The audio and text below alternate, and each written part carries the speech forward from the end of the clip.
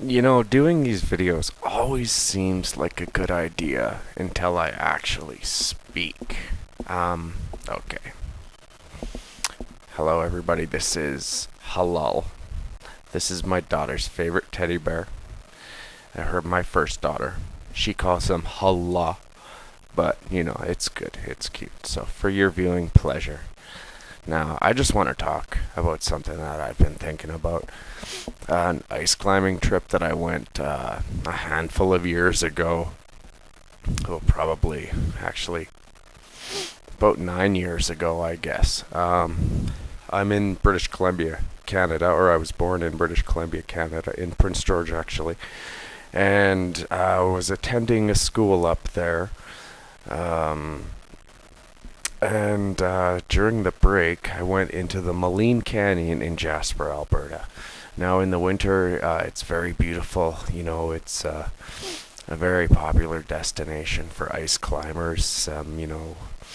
While we were there, we went in a friend of mine, his van, and we stayed there for what we were gonna do. We were gonna stay there for 5 days.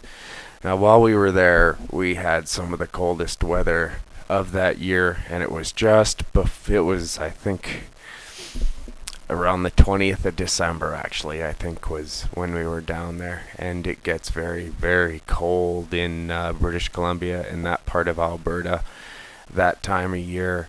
And I remember some of the nights were going like down to minus 35, and the days weren't getting much warmer than minus 24. So, you know, all in all, it was makes for very dangerous ice climbing when it's very cold like that, and very uncomfortable sleeping. So, even though, you know, my friend and I, we knew that we were going to be, you know, in these conditions, so we brought extra food, and I swear we spent more parts of the day just cooking food to eat, and then we actually did climbing. But it was kind of part of the adventure of it anyway. So, like like I said, you know, we were eating tons and tons of food, and you know, and climbing for,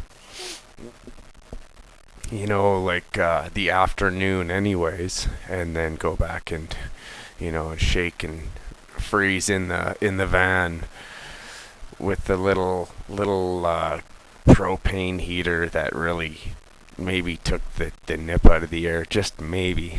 But on the third day of, you know, eating and eating and eating and climbing and climbing and climbing, while we were in the bottom of the canyon, we were at one part that there was other ice climbers around, and there was a guy the canyon was probably 45 meters deep, and at the bottom of the canyon there was a big boulder in the ice, and there's a guy sitting on the boulder, and it was really wide. So I sat beside him, and then my buddy sat beside me, and we were watching this guy work on this great big huge drip right at the very top of the canyon. It was over top of this big sloping ramp. Like, this big drip was probably 10 meters from the lip, and then there was a sloping ramp over top of that, and then to the bottom of the canyon below. And about 5 minutes into our little sit down to have some thermos lunch that we had concocted, you know, and I just leaned over to grab my thermos out of the ice, and I felt this great big thump, and, you know, it just rang my bell. And, you know, when you get hit like that, you know, it's just really, really weird and really, really hard to explain, but it just goes right to the back of your teeth. You know, I just felt my spine crunch.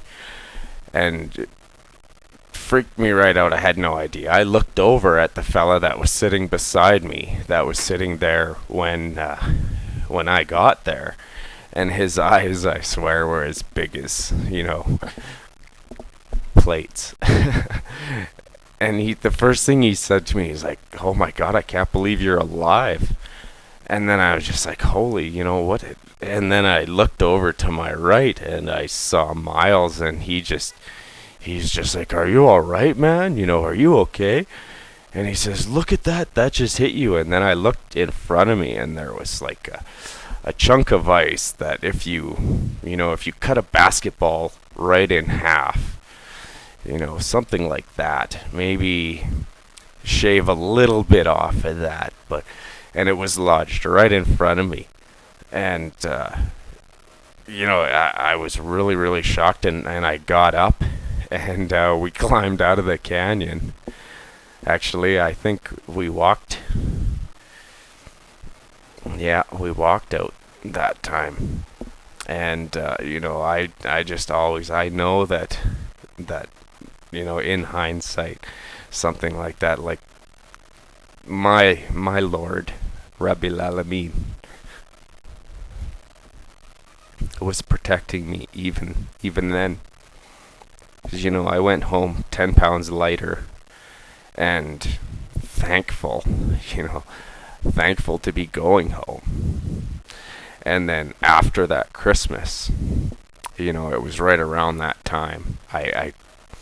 I celebrated then, I no longer do, but a week after that, it was in the paper that some girl was crushed by a falling piece of ice. Alhamdulillah Rabbil Alamin.